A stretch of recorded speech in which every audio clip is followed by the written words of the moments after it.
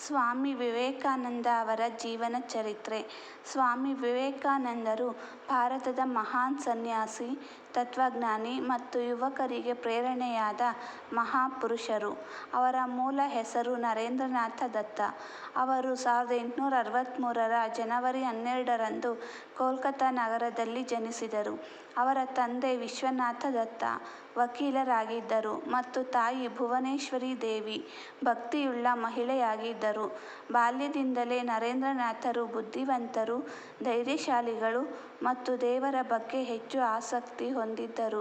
ಗುರುಗಳ ಭೇಟಿ. ನರೇಂದ್ರನಾಥರು ನಂತರ ರಾಮಕೃಷ್ಣ ಪರಮಹಂಸ ಅವರನ್ನು ಭೇಟಿಯಾದರು. ರಾಮಕೃಷ್ಣ ಪರಮಹಂಸರ ಉಪದೇಶಗಳು ನರೇಂದ್ರನಾಥರ ಜೀವನವನ್ನು ಸಂಪೂರ್ಣವಾಗಿ ಬದಲಿಸಿತು.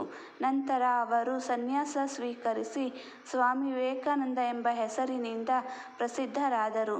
ಚಿಕಾಗೋ ಭಾಷಣ.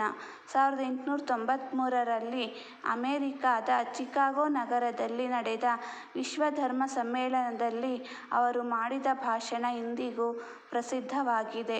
ಅವರು ತಮ್ಮ ಭಾಷಣವನ್ನು sisters and brothers of America ಎಂದು ಪ್ರಾರಂಭಿಸಿದರು.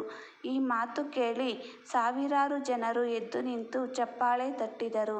ಅವರ ಭಾಷಣವು ಭಾರತದ ಸಂಸ್ಕೃತಿ ಮತ್ತು ಹಿಂದೂ ಧರ್ಮದ ಮಹತ್ವವನ್ನು ಜಗತ್ತಿಗೆ ಪರಿಚಯಿಸಿತು. ಯುವಕರಿಗೆ ಸಂದೇಶ. ಸ್ವಾಮಿ ವಿವೇಕಾನಂದರು ಯುವಕರಿಗೆ ಆತ್ಮವಿಶ್ವಾಸ ಇರಬೇಕು, ಪರಿಶ್ರಮ ಪಡಬೇಕು, ದೇಶಪ್ರೇಮ ಹೊಂದಬೇಕು, ಭಯವಿಲ್ಲದೆ ಬದುಕಬೇಕು ಎಂದು ಉಪದೇಶಿಸಿದರು. ಅವರ ಪ್ರಸಿದ್ಧ ಮಾತು "ಎದ್ದು ನಿಲ್ಲಿ, ಜಾಗೃತರಾಗಿ, ಗುರಿ ತಲುಪುವವರೆಗೂ ನಿಲ್ಲಬೇಡಿ". ರಾಮಕೃಷ್ಣ ಮಠ ಸ್ಥಾಪನೆ.